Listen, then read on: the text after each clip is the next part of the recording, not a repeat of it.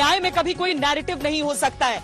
और इसीलिए आज तक हर पहलू, हर आवाज को आपके सामने लेकर आ रहा है। हम इस समय हाथरस में मौजूद हैं। हाथरस में अलग अलग जो गांव हैं, वहां पर जाकर हम लोगों से उनकी राय जानना चाह रहे हैं, उनकी बात सुनना चाह रहे हैं, क्योंकि लोगों के मन में यह आक्रोश बहुत था कि क्या न्याय नहीं होना चाहिए, क्या जांच नहीं होनी चाहिए पूरी। सीबीआई की जांच अब जब कही जा रही है तो आप लोगों का भरोसा जग रहा है। हाँ मैडम, हमें बिल्कुल अब भरोसा जगा है कि अब हमारे जो आरोपित पक्ष है उसको भी न्याय मिलेगा और जो पीड़ित पक्ष है उसको भी न्याय मिलेगा। हम तो ये चाहते हैं कि न्याय हो, चाहे जिस भी जांच एजेंसी से हो, और हम तो इसी के पक्ष में हैं। इसी के पक्ष में है सबको सिर्फ न्याय चाहिए, सच सामने आना चाहिए। हमको निष्पक्ष जांच चाहिए। हमारी मांग पर सरकार ने सीबीआई जांच बिठाई है और नार्को टेस्ट भी की जांच हो रही है उसकी, और एसआईटी टीम भी गठित हुई थी। निष्पक्ष जांच चाहिए हमको, और कुछ नहीं चाहिए। हम दंगा फसाद नहीं चाहते हैं। दंगा फसाद कोई नहीं यहाँ पर चाहता है। लोग जो चाहते हैं वो ये चाहते हैं कि न्याय हो, न्याय से न्याय चाहिए सबको। सीबीआई जांच से न्याय आएगा और हमको भरोसा है जितना विलम्ब हो उसमें कोई दिक्कत नहीं है, लेकिन हमको न्याय चाहिए। और न्याय के साथ ही जो दोनों पक्ष है उनका बिल्कुल एक वो होनी चाहिए समाधान। दोनों पक्ष संतुष्ट होने चाहिए। निर्दोष को फंसना नहीं चाहिए और दोषी को सजा मिलनी चाहिए, और इसका सही जो है न्याय होना चाहिए। क्योंकि बेटी की भी एक उसकी हत्या हुई है, उसमें इसकी जांच ये होनी चाहिए कि वो हत्या की किसने है। ठीक है, कई चीजें इसमें हो रही हैं, कई चीजें इसमें हो रही हैं, जिसे लेकर जो गांव है उसकी आवाज सुनना बहुत जरूरी होता है। सबसे पहले ये कि कहा गया कि राजनेता यहाँ पर आना चाहते हैं और उन्हें रोका जा रहा है। क्या राजनेताओं को यहाँ पर आने देना चाहिए था? राजनेता को नहीं आने चाहिए, ये सांप्रदायिक दंगा भड़काना चाहते हैं। लेकिन वो उन लोगों ने कहा कि हम तो इसीलिए आ रहे हैं ताकि वो न्याय की मांग कर सकें। ऐसा कुछ भी नहीं है। न्याय की मांग के लिए आरोपी चारों पहले से गिरफ्तार किए गए हों। अगर वो आरोपी हैं उन्हें पहले से ही गिरफ्तार कर लिया गया है। अगर अब ये है सीबीआई की जांच होनी है, एसआईटी की जांच ऑलरेडी हो चुकी है, अब सीबीआई की जांच होनी है। अब क्या डिसीजन आता है माननीय योगी आदित्यनाथ के नेतृत्व में, और एसआईटी का गठन हो गया है, अब सीबीआई की जांच चल रही है। अब तो हम तो बस इंतजार कर रहे हैं, और दोषी कोई बचे नहीं और निर्दोष कोई फंसे नहीं। बस एक ही आवाज है इस गांव के लोगों को। लग रहा है आवाज सुनी जा रही है? हाँ जी, अब लग रहा है आवाज सुनी जा रही है, क्योंकि उससे पहले कि एक ही पक्ष का बयान लिया जा रहा था, लड़की के पक्ष का। यहाँ लड़कों के पक्ष का कोई सुन ही नहीं रहा था। लड़की के लिए न्याय तो चाहिए, ये सबसे बड़ी। हाँ, लड़की के लिए न्याय चाहिए, चाहे वो लड़की किसी की कोई भी हो, उसके लिए न्याय चाहिए। गांव में तो यही होता है कि जो आस पड़ोस के बच्चे भी होते हैं उनको अपना बच्चा माना जाता है। क्या इस गांव की सोच अलग है? नहीं, सोच अलग नहीं है मैडम। लड़की के प्रति हमारे मन में पूरी संवेदना है और उसके परिवार के लिए भी पूरी संवेदना है, और हम चाहते हैं कि उसको न्याय मिले, लेकिन न्याय इस तरीके से मिले कि कोई निर्दोष जाके ना फंसे और दोषियों को सजा मिले, हर हालत में मिले। मामले में राजनीति कितना % है? हाँ मैम, हाँ राजनीति तो 100%। राजनीति नहीं होती तो बवाल नहीं खड़ा, कुछ नहीं होता। मैडम, राजनेता आए, हमें कोई परेशानी नहीं है, लेकिन राजनेता दल बल के साथ ना आए। दल बल से भीड़ बढ़ती है, भीड़ से आक्रोश बढ़ता है, वहाँ भी आक्रोश बढ़ेगा और पथराव और भड़काने की स्थिति होती है। कुछ राजनेता आए, मिले, 2 आए, 4 आए, खूब आए, लेकिन संवेदना व्यक्त करें, लेकिन ऐसा नहीं न्याय मांगे, लेकिन दल बल के साथ नहीं। यहाँ कोई प्रचार नहीं चल रहा मैडम। दल बल के साथ जाने से दिक्कत होती है? जी मैडम, पूरे दल बल के साथ आते हैं, यहाँ आते हैं, उनके साथ बहुत सारे लोग आते हैं, यहाँ उग्रवादी फैला देते हैं। पुलिस बल है जो संतुलन यहाँ से पूरे देख रहा है, आतंकवाद सा कर देते हैं। चारों से गांव में ऐसे टूट पड़ते हैं, चारों खेतों में से भागते हैं। ये हकीकत में नेताओं की तो जब जरूरत होती कि उनके साथ कोई रिपोर्ट नहीं लेता या कोई प्रशासन कार्रवाई नहीं करता। पहली बार गए, रिपोर्ट ली गई है, डॉक्टरी की हुई है, सब बात हुई है, खामेखा इतना बवाल से मतलब पहले दिन भी FIR दर्ज हो गई थी। है लड़की के बयान है उसमें, लड़की बोल रही है, लड़की ने रिपोर्ट के भाई के उसके हसायन है, उसके भाई का भी नाम संदीप है, और लड़की ने वहाँ बयान दिए हैं संदीप के प्रति। अब ये भी जांच का विषय है कि लड़का कौन सा है, संदीप जो क्राइम किया है या वो है। आपको लग रहा है नाम को लेके कंफ्यूजन हो रहा है? हाँ जी, नाम को लेके कंफ्यूजन है ही ना, क्योंकि लड़की ने जो बयान दिया है वो बोला था बस संदीप है, उसने ये नहीं बोला संदीप वो ठाकुर है, कुछ नहीं बोला था। पहले दिन का जो बयान था 14 सितंबर का। उसमें कोई क्यों करेगा? लोग कह रहे हैं कि मरते मरते जो बयान दिया गया, क्यों करेगा? उससे पहले ना 2 बार स्टेटमेंट आ चुकी है लड़की की। एक बार तो 14 तारीख का स्टेटमेंट है जो थाने में रिकॉर्ड किया गया, उसमें उसने बोला कि एक ही लोग गिल्टी है।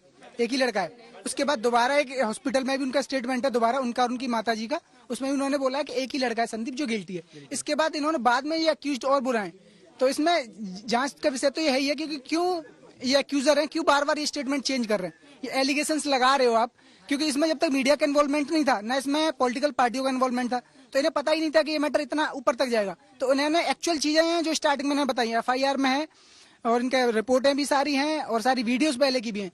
तो इसका CBI जांच तो इसीलिए बनता है कि एक्चुअल रीजन हमें पता लगे। वही चीज। अब उसके बाद उत्तर प्रदेश सरकार की तरफ से, योगी आदित्यनाथ सरकार की तरफ से यह कहा गया कि CBI की जांच इस पूरे मामले में हो, जबकि परिवार ने मांग नहीं की थी उसकी। CBI जांच होनी चाहिए, CBI जांच जरूर होनी चाहिए। अच्छा, मान लीजिए CBI की जांच में ये जो 4 अभी पकड़े गए हैं, यही दोषी करार अगर दिए जाएं, तब आप लोग क्या कहेंगे? जो कड़ी से कड़ी सजा दी जाए उनको। दिक्कत नहीं है आपको? हमें तो कोई दिक्कत ही नहीं है, हमें दिक्कत है बस पॉलिटिक्स से। हमें इससे कोई दिक्कत नहीं है कौन दोषी है कौन नहीं है, हमें पॉलिटिक्स क्यों हो रही है? डेरेक ओब्रायन TMC नहीं होना, सांसद यहाँ क्यों आ रहे हैं? वो कभी पहले आए, कभी नहीं आए, वो यहाँ आ रहे हैं। अपने क्रीड का कोई भी मैटर नहीं हुआ इससे पहले। यहाँ पे हम भी यहाँ से 20-25 साल से आ रहे हैं। हमारे यहाँ पे बसपा की सरकार रही, सपा की सरकार रही, हमारा क्षेत्र हाथरस जिला में आज तक ऐसा दंगा कभी नहीं हुआ। आराम से हम सारी जाते मिलजुल के आराम से रहती हैं। ये पहली बार हुआ है ये दंगा, उन्होंने जो पार्टियां आई हैं उन्होंने इसे नया रूप दिया है। एक और मैम इसमें बात है, जैसे थोड़ा पता है, जो संदीप और जो रवि है, संदीप को जो मुख्य आरोपी माना गया है, संदीप के ना चाचा रवि है, संदीप के जो एक्चुअल में चाचा रवि हैं। क्या चाचा भतीजे मिलकर ऐसा काम कर सकते हैं कि चाचा भतीजे मिलकर ऐसा काम हुआ है? ऐसा भी इसमें वो पाया गया है और 2 लड़कों का नाम भी लिखवा दिया गया है अलग से। और राजनीति में करते हैं मैडम, डेयरी पे 50 आदमी रहते हैं वहाँ, जो डेयरी है मधुसूदन, उस पर जो लड़का जो काम करता है वो, हाँ, दोनों टाइम रहता है, सुबह से 7 बजे 12 बजे तक और शाम को 7 के 12 बजे तक। और वहाँ 100-200 गाड़ी और वाहन बहुत आते हैं, सबके आंखों दिहाड़ी मजदूर है वो। रामू है, जो रामू है, पर कंप्लेन में तो दबंग कैमरा भी लगा हुआ है वहाँ। कैमरा उसके घर में आपको देखना, दबंग इतना दबंग है, वो दबंग इतना दबंग है कि 250 रुपए की दिहाड़ी करता है। सवेरे 7 बजे जाता है, 12 बजे आता है, फिर 4 बजे जाता है, रात को 8-9 बजे आता है। इतना दबंग है। उसके दबंग के तो इतने पे काम करने वाला कोई है यहाँ पे इस समय? अनाज सही से, वो इतना बड़ा दबंग है कि उसके घर में खाने के लिए अनाज नहीं है, इतना बड़ा दबंग है। चीज मैं जानना चाहती हूँ कि इस घटना को अब कितने 15 दिन हो गए हैं? 15 दिन से ज्यादा हो गए। आप लोग नहीं, एक सेकंड, आप लोगों ने अपनी आवाज उठानी किस दिन से शुरू की है?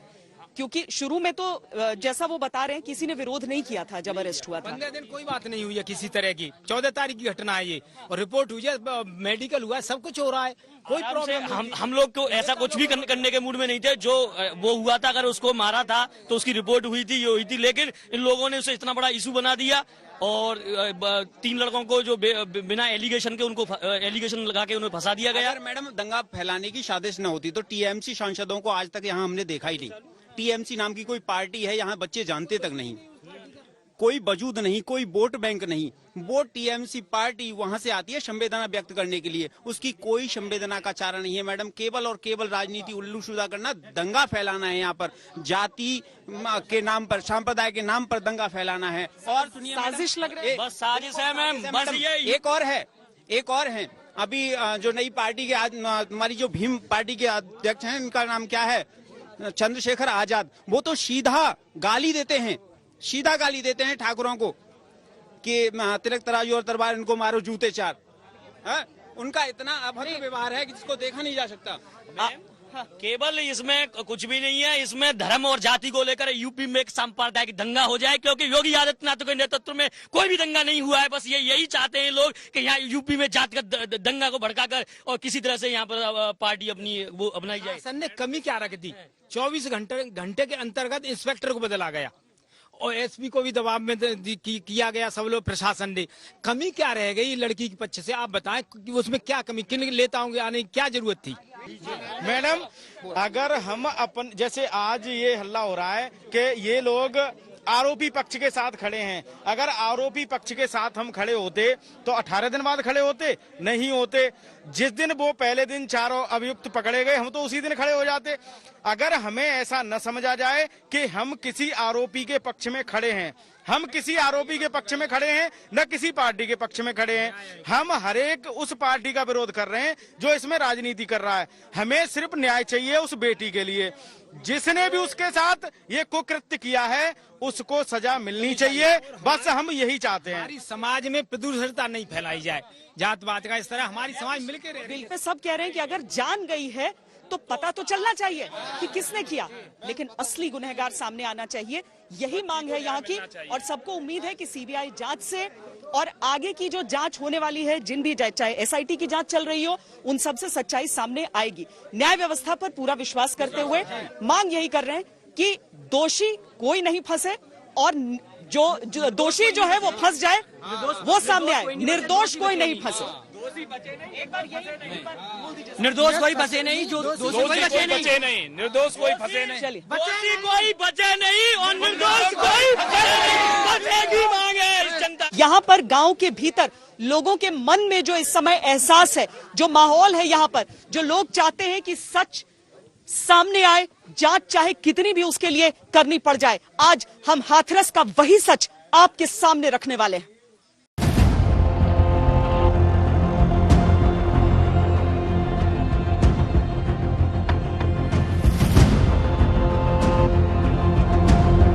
दलित और हिंदू का इसको मुद्दा बनाया जा रहा है। हम दलित हैं तो हमें हिंदू का दर्जा नहीं, हमें है कौन आखिर हम?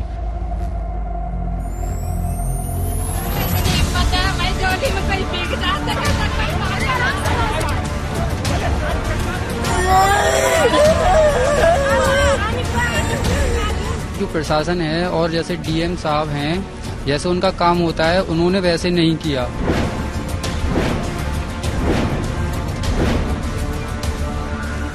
तो ये चाहते हैं कि न्याय हो, आरोपी चाहे कोई भी हो, हम ये ठाकुरों का लड़का हो या उसका खुद का भाई हो, उसको सजा मिलनी चाहिए।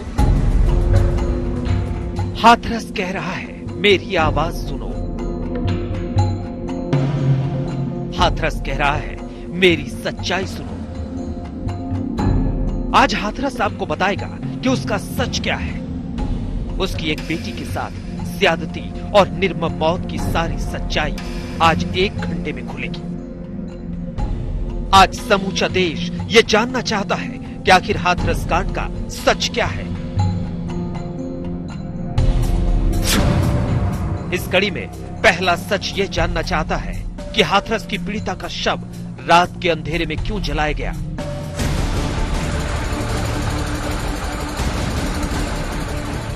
इस सवाल का जवाब पीड़िता का परिवार मांग रहा था, लेकिन ये सवाल धीरे धीरे सुप्रीम कोर्ट तक पहुंच गया और वहां सुप्रीम कोर्ट को यूपी सरकार को हलफनामा देकर बताना पड़ा कि रात के अंधेरे में एक पीड़िता का शव क्यों जलाना पड़ा। पीड़िता का परिवार तो 29 सितंबर की रात से ही प्रशासन के फैसले पर सवाल उठा रहा है। हमारी बहन बिना परमिशन के अंतिम संस्कार कर दिया इन लोगों ने, और ऐसा क्या था इन्होंने को जो जबरदस्ती जबरन ही कर दिया हमारे साथ। क्या छुपा रहे थे? नहीं, ये अब ये इनको पता होगी क्या छुपा रहे हैं ये लोग, और इतनी जल्दी क्यों मचाई इन लोगों ने कि हम लोगों को भी नहीं शामिल कर रहे। हाथरस कांड में दूसरा सच ये जानना है कि इंसाफ की मांग पर क्या दंगे वाली साजिश रची जा रही है। जिस देश में बेटियों को देवी का अंश बताया जाता है, वहां किसी बेटी के साथ बलात्कार और बर्बर तरीके से हत्या की घटना से आक्रोश बारूदी बन जाता है। इस विरोध प्रदर्शन की आड़ में क्या उत्तर प्रदेश को दंगे से झुलसाने की साजिश रची जा रही थी? इस सवाल का पूरा सच आपके सामने आएगा। इसे विकास अच्छा नहीं लग रहा है। वे लोग देश में भी और प्रदेश में भी दंगा, जातीय दंगा भड़काना चाहते हैं, सांप्रदायिक दंगा भड़काना चाहते हैं। हाथरस कांड में तीसरा सच ये जानना चाहता है कि पीड़िता से बलात्कार हुआ या नहीं। पीड़िता के परिवार का आरोप है कि बलात्कार हुआ, लेकिन अलीगढ़ से लेकर सफदरजंग अस्पताल तक की मेडिकल रिपोर्ट यही कह रही है कि पीड़िता से बलात्कार नहीं हुआ। उस दिन जिस दिन आपकी चोट लगी है, तो सवाल है कि मृत्यु शैया से दिया हुआ पीड़िता का ये बयान किस तरफ इशारा करता है। जिस दिन आपकी चोट लगी है उस दिन रेप हुआ है। अच्छा, दोनों ने किया था, कोई और भी था? वो दोनों थे और बाकी सब भाग गए थे। अच्छा, बाकी सब भाग गए थे। हाथरस कांड में चौथा सच ये जानना है कि इंसाफ कैसे मिलेगा। पीड़िता का परिवार इंसाफ मांग रहा है, जो आरोपी हैं वो भी इंसाफ मांग रहे हैं, लेकिन पीड़िता के परिवार को न यूपी पुलिस की एसआईटी पर भरोसा है, न सीबीआई जांच पर। तो सवाल है कि क्या सुप्रीम कोर्ट की निगरानी में सीबीआई जांच से इंसाफ मिलेगा? सीबीआई की जांच भी अच्छी है मैम, मगर हम जो चाह रहे थे कि सुप्रीम कोर्ट के जज के द्वारा हो तो अच्छा होता। हाथरस कांड में पांचवा सच ये जानना है कि पीड़िता के गांव का माहौल क्या है। पीड़िता के गांव में एक तरफ डर का माहौल है तो दूसरी तरफ दोनों पक्ष एक दूसरे के साथ सहयोग की बात भी कर रहे हैं। आखिर डर और सहयोग के बीच पीड़िता के गांव के लोग क्या सोचते हैं?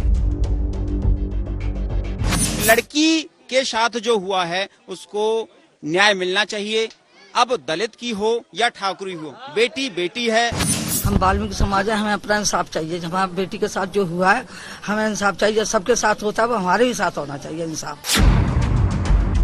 हाथरस कांड में छठा सच ये जानना है कि क्या पीड़िता और आरोपी एक दूसरे के संपर्क में रहे हैं। इस बीच यूपी पुलिस को पीड़िता के भाई और आरोपी संदीप के मोबाइल पर हुई बातचीत का रिकॉर्ड मिला है। वो फोन पीड़िता के भाई के नाम पर था, लेकिन इस्तेमाल उसकी भाभी कर रही थी। यूपी पुलिस के मुताबिक इस फोन से आरोपी संदीप से कुल 104 बार बातचीत हुई है।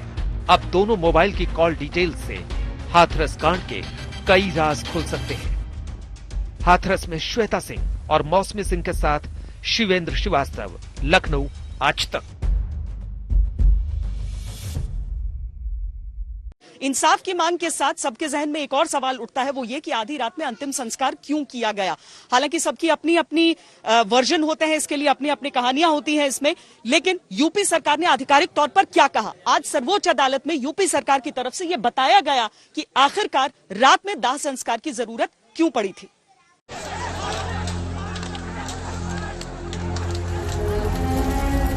हम अपने बच्चे के अपने घर से ही दरवाजे से ही विदाई करना चाहते हैं। इस चिता की आग तो बुझ चुकी है, लेकिन सच आज भी सुलग रहा है। अपनी बिटिया का अंतिम संस्कार न कर पाने की तड़प परिवार की जुबान पर छलक रही है। तो सवाल है कि रात के अंधेरे में पीड़िता को प्रशासन ने क्यों जलाया? परिवार वालों को अंतिम दर्शन तक भी क्यों नहीं करने दिया गया? क्यों उसके परिजनों और करीबियों को शव वाले एम्बुलेंस के पास से पुलिस भगाती रही? ये दो सवाल नहीं, इसके साए में हजारों सवाल उठे, लेकिन प्रशासन किसी भी सवाल का ढंग से जवाब तक नहीं दे पाया। चिता को आग लगाने वाले अधिकारी बता नहीं पाए कि आखिर उनकी मजबूरी क्या थी। क्यों घर वालों की रजामंदी की परवाह किए बिना ही शव को पेट्रोल डालकर आग के हवाले कर दिया? बस इतना सा मुझे बता दीजिए। मैं क्राइम ब्रांच में हूँ। कुछ और चल रहा है। मुझे आई डोंट नो। नहीं अभी मैं बाहर से हूँ। नहीं अभी आपने मुझे बोला कि नहीं बॉडी नहीं है। क्या है सर, बॉडी है कि नहीं है? मेरी ड्यूटी यहाँ पर है आप लोगों को इस बताने के लिए कि आप लोग आगे ना बढ़े। बस यहाँ पर आगे नहीं बढ़ रही हूँ, आप मुझे बता दीजिए क्या आप इस बारे में डीएम साहब से पूछना आई है। डीएम साहब से आपकी बात हुई है? डीएम साहब से बात हुई है आपकी? डीएम साहब से बात हुई है आपकी? डीएम साहब से बात हुई है आपकी? डीएम साहब से बात हुई है आपकी? सर ये क्या चल रहा है? डीएम साहब से बात हुई है आपकी? कितनी डीएम साहब से बात हुई है आपकी? उस रात के अंधेरे का सच उत्तर प्रदेश की सरकार ने मंगलवार को दिन के उजाले में उजागर किया। जिन सवालों का जवाब तब पुलिस वाले नहीं दे पाए थे, उस पर अब यूपी सरकार ने सफाई दी है। इस पर सुप्रीम कोर्ट तक बात पहुंची, जहां यूपी सरकार की तरफ से सॉलिसिटर जनरल तुषार मेहता ने अपने हलफनामे में बताया है कि 30 सितंबर को ही बाबरी मस्जिद मामले में फैसला आना था। उसे लेकर पूरे जिले में हाई अलर्ट था। 29 सितंबर की रात खुफिया जानकारी मिली थी कि सुबह में कई पार्टियों के नेता अपने समर्थकों के साथ हाथरस पहुंचने वाले हैं। ऐसे में कानून व्यवस्था बिगड़ सकती थी। साथ ही कोरोना की वजह से भी भीड़ नहीं जुटने देना चाहते थे। इसी वजह से देर रात को ही अंतिम संस्कार कर दिया गया। लेकिन सवाल है कि कानून व्यवस्था को देखते रात को ही अंतिम संस्कार जरूरी था भी, तो घर वालों से सहमति क्यों नहीं ली गई? बड़ा सवाल उठ रहा है कि आधी रात के बाद आखिर उन्हें पीड़िता की लाश की अंत्येष्टि करने की जरूरत क्यों पड़ी। तो उसकी सफाई भी उन्होंने दी है कि पीड़ित परिवार की मंजूरी के साथ और लॉ एंड ऑर्डर सिचुएशन को देखते हुए, क्योंकि उनके पास इनपुट थे खुफिया एजेंसियों के इनपुट कि सांप्रदायिक सद्भाव को बिगाड़ा जा सकता है, सामाजिक सद्भाव को तार तार किया जा सकता है।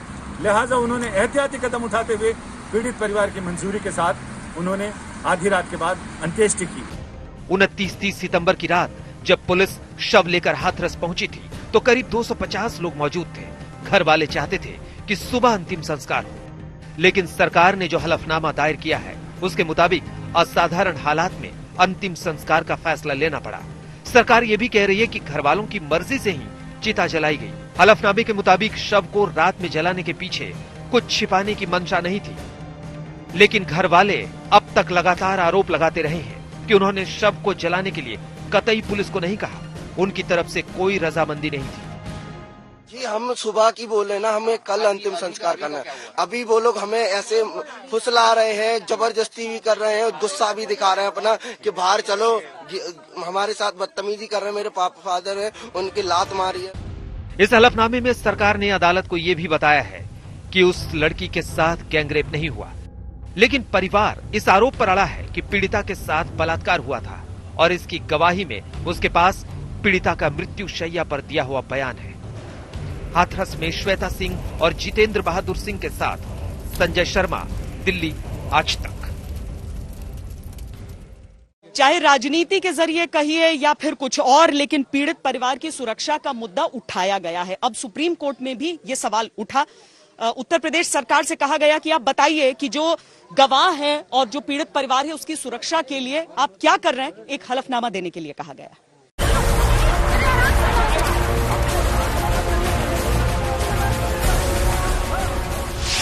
अफसरों की गाड़ियों के पीछे भागने वाला परिवार, पुलिस वालों से रहम की भीख मांगता परिवार, बेटी के अंतिम दर्शन के हक से भी मरहूम रहा परिवार।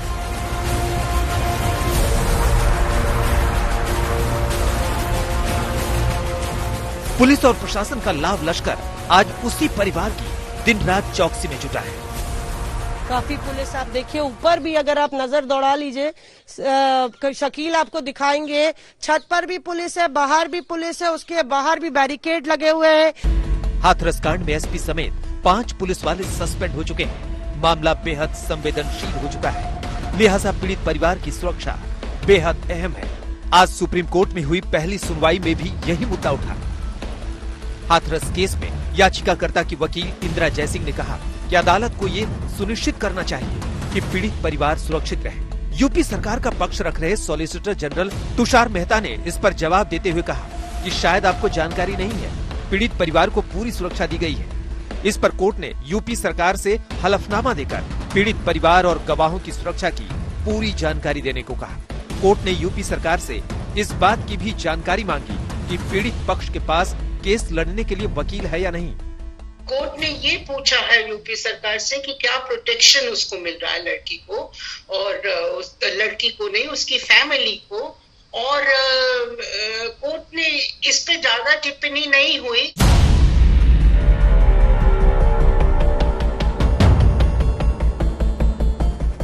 हाथरस केस से जुड़े लोगों और सर्वोच्च अदालत की ये चिंता दरअसल पीड़ित परिवार की उस गुहार को लेकर है जो वो बार बार लगाते रहे हैं, जिसकी गूंज हर सियासी बयान में भी सुनाई दी। लेकिन उनको चिंता है कि आगे ना जाने क्या उनके साथ होगा। इस तरह का डर उनके मन में अभी भी मैंने महसूस किया। हमें या फिर कहीं से यहाँ से ले चले, हम तो बस ये चाहते हैं हमने अपने जान बचानी। हमें ये सब धमकियाँ मिल रही हैं, पापा को धमकाया जा रहा है। अथॉरिटी है परिवार की, वो सुरक्षित महसूस नहीं कर रहे हैं, वो मेरे साथ जाना चाहते हैं।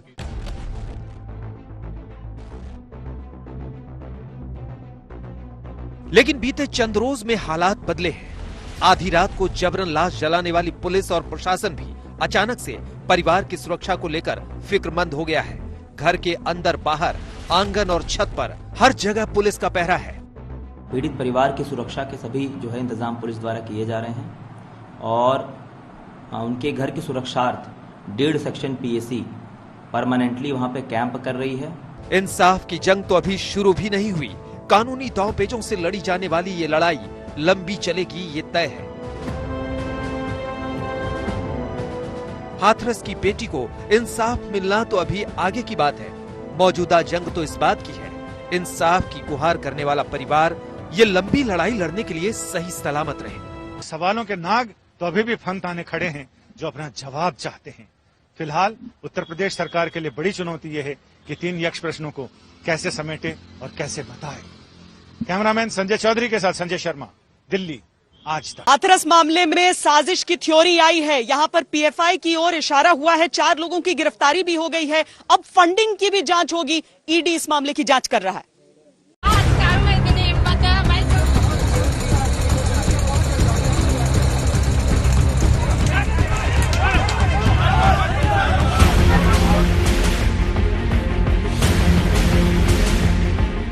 हाथरस की एक बेटी की इंसाफ की आवाज में साजिश का सवाल भी जुड़ गया।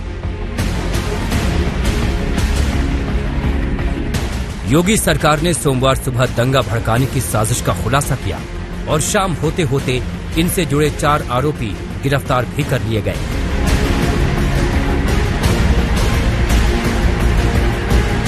यूपी पुलिस ने मथुरा के टोल प्लाजा से 4 मास्टरमाइंड की गिरफ्तारी का दावा किया। यूपी पुलिस का दावा है कि ये चारों हाथरस की ओर जा रहे थे।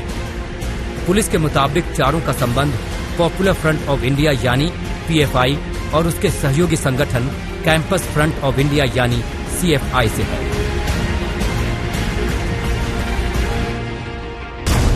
दंगे की साजिश के आरोप में पकड़े गए आरोपियों में अतिकुर रहमान मुजफ्फरनगर जिले के रतनपुरी थाने के नगला गांव का रहने वाला है, सिद्दीक मल्लापुरम के बेंगारा का रहने वाला है, मसूद अहमद बहराइच जिले के जरवल का रहने वाला है और आलम रामपुर के घेर फतेह खान गांव का रहने वाला है। इन चारों आरोपियों के पास से मोबाइल, लैपटॉप और माहौल बिगाड़ने वाले संदिग्ध साहित्य बरामद हुए। अदालत ने इनको 14 दिन के लिए जेल में भेज दिया है। कि न सिर्फ आपत्तिजनक सामग्री, न सिर्फ पोस्टर, बल्कि एक बड़ी फंडिंग की तैयारी थी और हाथरस में जस्टिस के नाम पर पैसे उगाही की भी कोशिश चल रही थी। कुल मिलाकर हाथरस के पीछे एक बड़े मूवमेंट को खड़ा करने की तैयारी चल रही थी, जैसे एंटी-सीएए प्रोटेस्ट के दौरान हुआ था। पहले ही यूपी पुलिस ने ये साफ कर दिया है कि हाथरस कांड के साए में दंगा फैलाने की साजिश रची जा रही थी। इस कड़ी में पीड़िता को आर्थिक मदद के बहाने दंगे के लिए पैसा जुटाने की तरफ भी पुलिस का निशाना है। इस कड़ी में दंगे वाली साजिश की जांच में ईडी की एंट्री हो गई है। सूत्रों के मुताबिक हाथरस में इंसाफ के बहाने जातीय दंगे भड़काने की साजिश के लिए गैर कानूनी फंड की जांच ईडी करेगी। ईडी जल्द ही इस मामले में मनी लॉन्ड्रिंग का केस दायर कर सकती है। सरकार ने दावा किया है कि हाथरस तो महज एक बहाना था, बल्कि उसका असली मकसद हाथरस के नाम पर दंगा फैलाना था और बाकायदा सुरक्षा एजेंसियों ने इस बारे में जब तहकीकात की तो कई अहम चीजें हाथ लगी हैं। 4 लोग गिरफ्तार किए गए हैं। सीएए जैसे माहौल से याद आया कि पहले ही मुख्यमंत्री योगी आदित्यनाथ कह चुके हैं कि ये सब कुछ उत्तर प्रदेश के माहौल को बिगाड़ने के लिए हो रहा है। मुख्यमंत्री योगी आदित्यनाथ ने 2 दिन में 2 बार अपने इस दावे को दोहराया कि अगर साजिश कामयाब हो जाती तो यूपी जल उठता। देश में भी और प्रदेश में भी दंगा, जातीय दंगा भड़काना चाहते हैं, सांप्रदायिक दंगा भड़काना चाहते हैं। इस दंगे की आड़ में विकास रुकेगा, इस दंगे की आड़ में उनकी रोटियां सेकने के लिए उनको अवसर मिलेगा, इसलिए वे नित नए षड्यंत्र करते रहते हैं। कैसे कोई समाज विरोधी तत्व, कैसे कोई राष्ट्रद्रोही तत्व इन सब चीजों को स्वीकार कर सकता है? क्योंकि उन्हें तो जर्जर यूपी चाहिए था, दंगाग्रस्त यूपी चाहिए था, अराजक यूपी चाहिए था। अब उनकी मनसाएं पूरी नहीं हो रही तो षड्यंत्र रचने में लगे हैं। जस्टिस फॉर हाथरस के नाम से बनी वेबसाइट का कच्चा चिट्ठा सामने आ गया है। हिंसा की साजिश के पीछे जिनका दिमाग था, उन्होंने वेबसाइट पर यहां तक जिक्र किया था कि जहां दंगा करना हो उस जगह की पहचान करें, जरूरत पड़ने पर छिपने की जगह को भी पहचानें, पुलिस की बर्बरता का वीडियो बनाएं, N95 मास्क का इस्तेमाल करें, सोशल मीडिया पर अपनी रिकॉर्डिंग नहीं डालें, अपने लोकेशन का जिक्र कहीं नहीं करें, कोई डिजिटल सबूत न छोड़ें, आंसू गैस से बचने में एक दूसरे की मदद करें, कॉन्टैक्ट लेंस न लगे, केमिकल से खतरा हो सकता है, ज्वेलरी टाई न पहने, आसानी से पकड़ में आ सकते हैं। वेबसाइट के जरिए हिंसा की साजिश का खुलासा हुआ तो सुरक्षा एजेंसियां तुरंत एक्शन में आ गई, शिकंजा कसना शुरू हो गया। हाथरस कांड में इंसाफ के नाम पर साजिश के जो सबूत मिले हैं उनको 3 हिस्सों में बांट सकते हैं।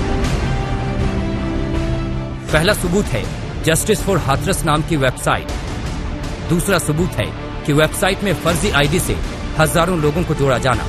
और तीसरा सबूत है वेबसाइट पर दंगा कराने और बचने के तरीके की बात। लेकिन सरकार की इन साजिशों वाली थियरी को विपक्ष हवा में उड़ा रहा है। फौरी घटना को संज्ञान में लेकर अभियुक्तों की गिरफ्तारी करनी चाहिए। वहां सरकार इस तरह के दलील देकर बचना चाहती है और सरकार दूसरे तरफ इसको मोड़ने का प्रयास कर रही है। अपनी नाकामी को छुपाने के लिए सरकार इस तरह के चक्रव्यूह रचने का काम कर रही है। हमारा एक सवाल है कि आखिर उस गांव को क्यों सील किया गया? रात में बेटी की डेड बॉडी क्यों जलाई गई? आपने ऐसा माहौल क्यों बनाया कि उस गांव में कोई परिंदा पर नहीं मार सकता था? और अगर ऐसा किया तो इसके पीछे कौन था? मुझे लगता है असली साजिश भारतीय जनता पार्टी, आरएसएस और योगी सरकार का। वेबसाइट बंद हो गई, लेकिन उसकी स्क्रीनशॉट पर साफ साफ दंगे के लिए उकसाया जा रहा है। सरकारी दावे के मुताबिक सबसे पहले तो जातीय दंगे की साजिश की तैयारी थी, जिसमें हाथरस कांड को दलित बनाम सवर्ण किया जाए। दूसरी साजिश एंटी-सीए जैसा प्रदर्शन को और हवा देने की थी। तीसरी साजिश वेबसाइट पर भ्रामक और भड़काऊ खबरें डालकर सरकार को बदनाम करने की प्लानिंग थी। चौथी साजिश प्रधानमंत्री नरेंद्र मोदी और उत्तर प्रदेश के मुख्यमंत्री योगी आदित्यनाथ की छवि खराब करने की कोशिश थी। पांचवी साजिश हाथरस की पीड़िता के परिवार को मदद के बहाने दंगे के लिए फंडिंग की थी। और छठी साजिश थी मास्क लगाकर अधिकारियों को निशाना बनाना, ताकि किसी को पता ही न चले। लेकिन 4 लोगों की गिरफ्तारी से अब साजिश के हर पहलू बेनकाब हो सकते हैं।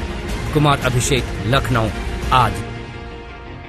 हाथरस का जो मामला है उसमें हाईकोर्ट की सुनवाई अभी बाकी है, सुप्रीम कोर्ट तक मामला पहुंच चुका है, एसआईटी की इन्वेस्टिगेशन जारी है, सीबीआई जांच की बात हो चुकी है और इसके साथ ही अब किसी जज की निरीक्षण में सीबीआई की जांच की बात भी चल रही है। यानी कुछ भी हो जाए, इन्वेस्टिगेशन हर स्तर पर होगा और इस मामले की जांच पूरी तरह से, पूरी स्पष्टता और निष्पक्षता के साथ करने का प्रयास जारी है। हाथरस कांड की जांच सीबीआई करेगी या कोर्ट की निगरानी में सीबीआई जांच होगी या फिर एसआईटी ही कर देगी दूध का दूध, पानी का पानी? जितने सवाल हाथरस कांड पर हैं, उतने ही सवाल इस पर भी है कि इंसाफ का रास्ता क्या होगा। हाथरस का पुलिस प्रशासन पीड़ितों का भरोसा खो चुका है। उन्हें अब सरकार के दावों और वादों पर भी पूरा यकीन नहीं है। तो दूसरी तरफ सरकार कह रही है कि हाथरस का सच हर हाल में सामने आएगा। पीड़ित परिवार न्यायिक जांच चाहता है। सरकार ने सीबीआई जांच की सिफारिश कर दी है। सुप्रीम कोर्ट में याचिका दी गई है कि केस यूपी से बाहर ट्रांसफर किया जाए। उधर पीड़ितों के नार्को टेस्ट की भी बात है। सीबीआई इस पूरे केस की अब जांच करेगी।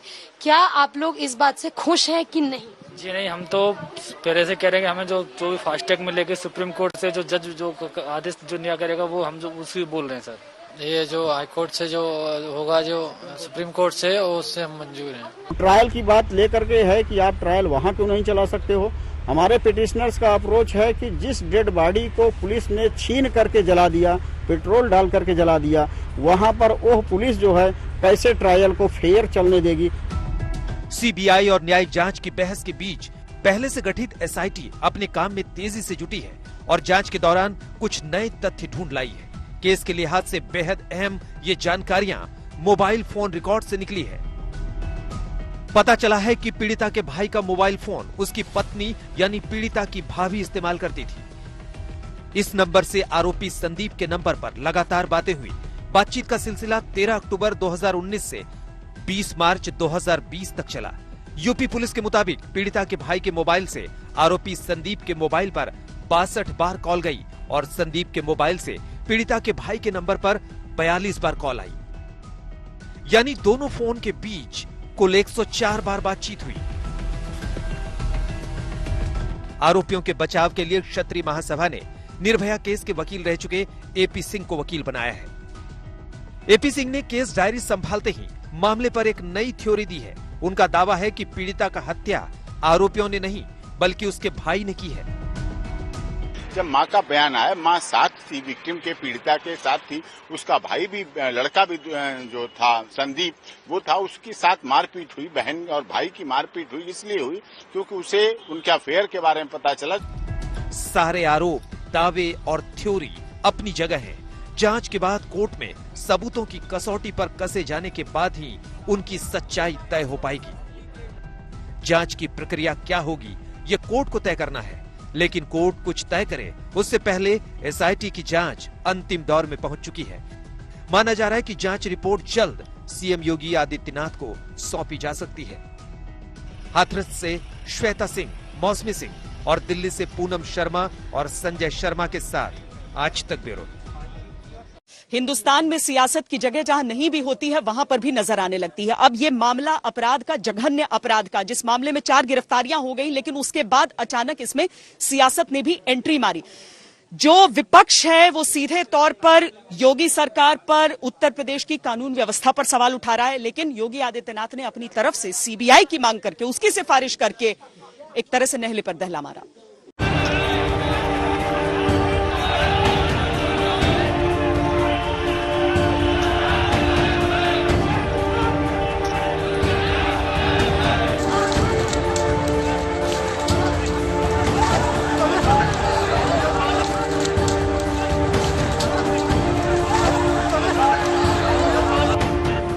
हाथरस पीड़िता की बर्बर तरीके से हुई हत्या के 4 दिन बाद की ये तस्वीर बताने के लिए काफी है कि हाथरस कांड पर सियासत कितनी तेज हो गई थी।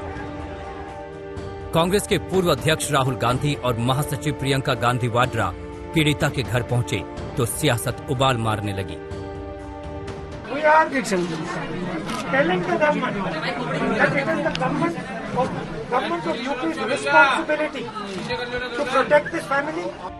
बात इंसाफ से उठी, लेकिन जब राजनीति का तड़का लग गया तो सारे सियासी पांव उस गांव की तरफ बढ़ चले। सियासत किसी नेता के पुलिस की धक्का मुक्की में गिरने पर भी कैसे शुरू हो जाती है, इसको देख लीजिए। जब राहुल गांधी कहते हैं मुझे धक्का दिया, मतलब देश को धक्का दिया, क्या राहुल गांधी देश है? साधारण नागरिक हैं, आपके जैसे, मेरे जैसे। फर्क इतना है, आप और मेरे जैसे लोग कभी भी किसी पुलिस वाले का कॉलर पकड़ते नहीं हैं। वैसे आप उम्मीद कीजिए कि हाथरस की पीड़िता को इंसाफ जल्द से जल्द मिलेगा। दिल्ली में हिमांशु मिश्रा के साथ आज तक ब्यूरो।